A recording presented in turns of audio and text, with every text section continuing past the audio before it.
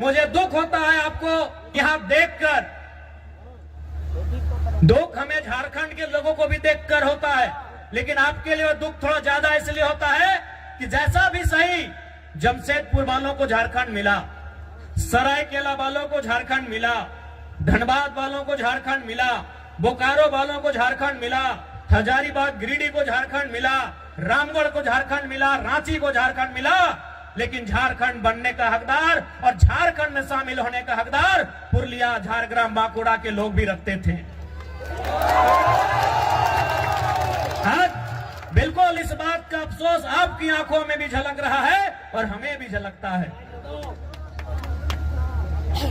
जो आंदोलन कोयलांचल में था, जो आंदोलन लोहांचल में था, कोयलांचल यानी हमारा जो कोलियरी कोयला का क्षेत्र है, धनबाद, बोकारो, गिरिडीह, हजारीबाग का हिस्सा, और लोहांचल यानी जमशेदपुर का क्षेत्र, वही आंदोलन आपके जंगल महल में भी था।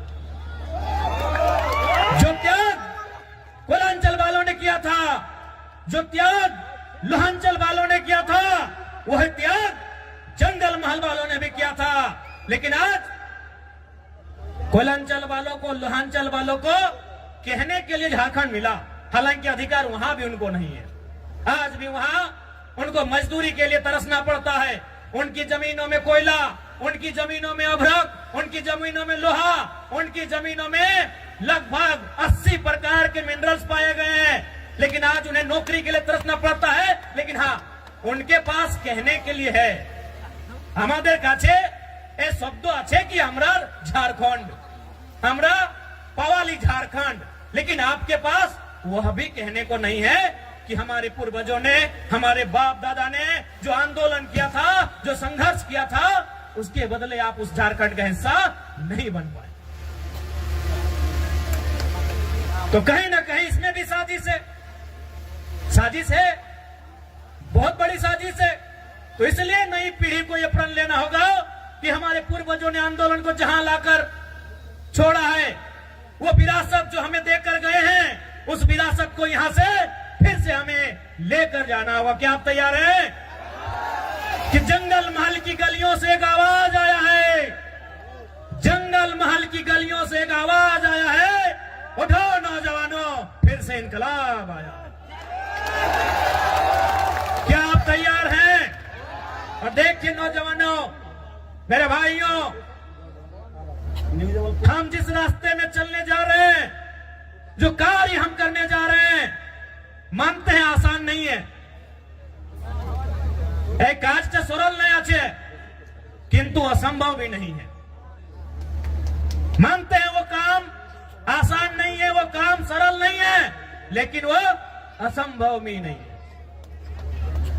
आज हमारे समाज का जो मांग है शेड्यूल ट्राइब इंक्लूजन का, आज ये लड़ाई भी, आज ये मांग भी परसों नहीं दशकों पुरानी है। इसलिए एक बात हमेशा याद रखिए, आज चाहे सामाजिक आंदोलन हो या किसी प्रकार का आंदोलन हो, जो लोग अगुवाई कर रहे हैं, जो लोग लड़ रहे हैं, शायद वो कल नहीं होंगे, आज हम लोग भी कल नहीं होंगे, लेकिन आपका समाज, हमारा ये बृहद समाज जो हजारों लाखों साल पुरानी परंपरा और संस्कृति से परिपूर्ण है, वो समाज रहेगा।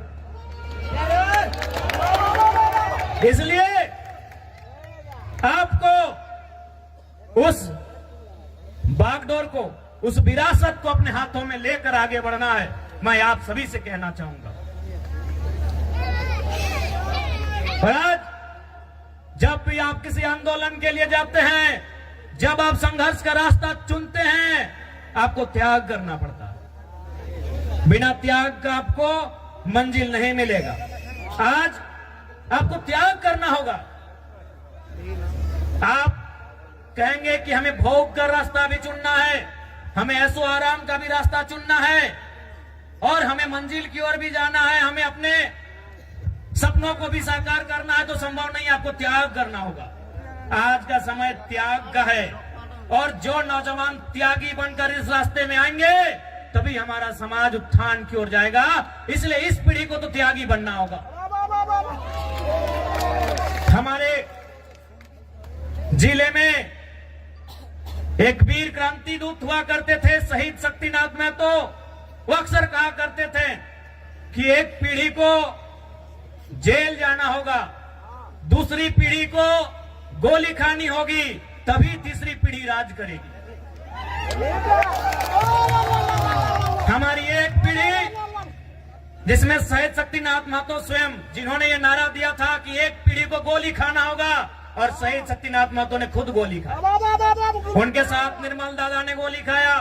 ऐसे अनगिनत, गिनती हम नहीं कर पाएंगे, इतने लोगों ने गोली खाया। अब का जो समय है कि एक पीढ़ी गोली खाएगी, दूसरी पीढ़ी जेल जाएगी, ये शायद जेल की स्थिति वाला समय है।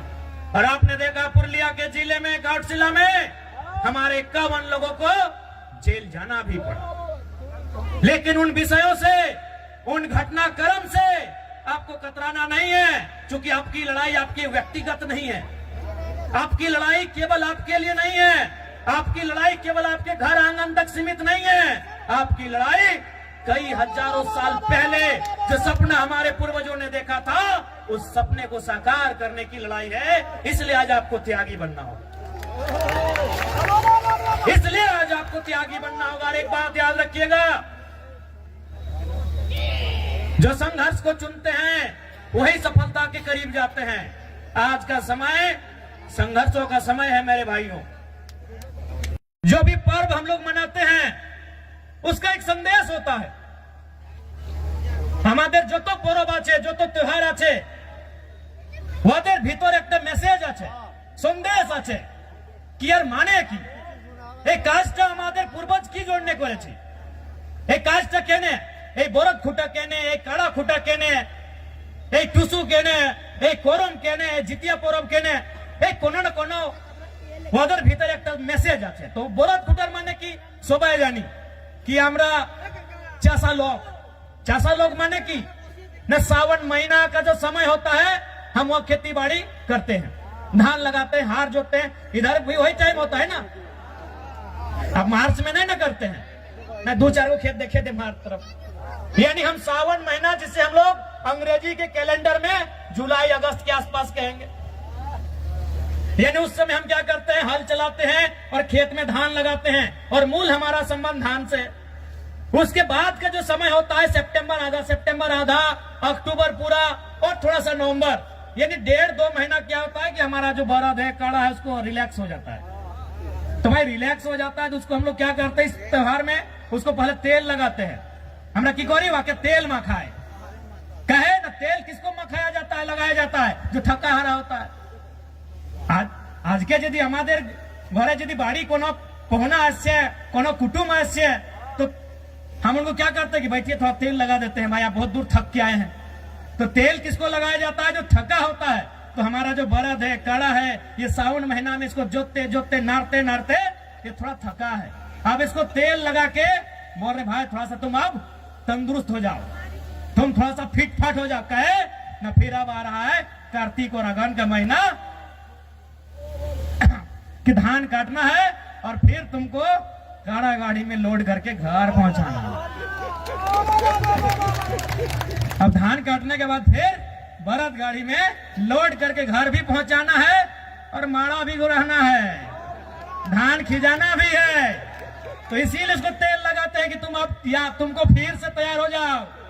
यही हमें एटाई ना जिज्ञासा करছি कि भाई कोनो ना कोनो हमारे त्योहार, हमारे पर्व मेसेज আছে। तो मैसेज की ना, हम आपको तेल लगा दिया, फिट फाट हो, और अभी खूंटा भी काहे किए, उसको गुस्सा दिला रहे हैं कि भाई तुम और गुस्सा हो जाओ, तुम ही रागे, तुम ही रिझे। कहे ना, इसी गुस्सा के साथ मेरा खेत से धान उठाना, हम लोग का खेत भाई सबका आधा खेत, आसान नहीं है। कुड़मीर खेत से धान उठाई के लाना आसान है की? तो वही उसको गुस्सा दिलाते हैं, सूप से मंदिर बजा के ऐसे मैंने उसको हलकार के कि भाई हाँ तुम गुस्सा करो, हम चाहते हैं तुम गुस्सा करो, और उस गुस्सा के बदले जब हम धान खेत में तुमको नारेंगे, फिर उठा के उसको बाहर लेके आना है। तो ये है हमारे बरद खुटा करने का, हम पीछे हमारे पूर्वजों का मतलब कि पहले तेल लगा के तुमको तरोताजा करेंगे।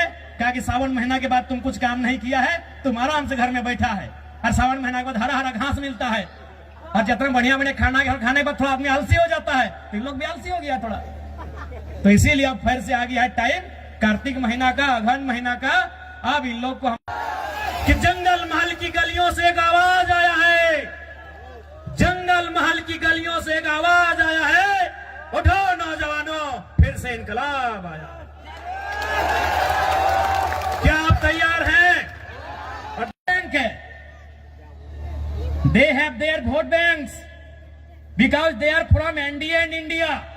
कोई फर्क नहीं कैंडिडेट कौन होगा, who will be the candidate. आप इंडिया से हैं, इंडिया गठबंधन से हैं, ये लोग आपको वोट करेंगे। आप एनडीए से हैं, ये लोग आपको वोट करेंगे। I am an independent new Qamar party.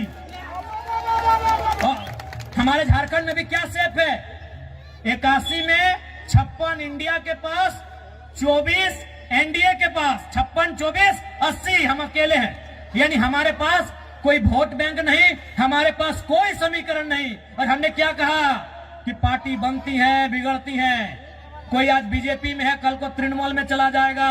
समाज आपका चिरंजीवी है, आप समाज के साथ रहिए। किसी एमपी एमएलए में इतना ताकत आपने देखा था क्या? हमने स्पष्ट कहा कि आप हमारे राजनीतिक कार्यक्रम में आते हैं, अच्छी बात है, आप मेरी पार्टी के मीटिंग में आते, अच्छी बात है, लेकिन आप समाज की मीटिंग में पहले जाइए। हमने एकमात्र भी एमएलए जिसने कहा था, जबकि आप भी जानते हैं 2029 में पता नहीं हमारा क्या होगा, क्योंकि हम नया विधायक है, हमारे पास कोई समीकरण नहीं है। 2029 में हमारे समाज से होते तो हम भी बोलते पहले अपना देखते हैं भाई, लेकिन हम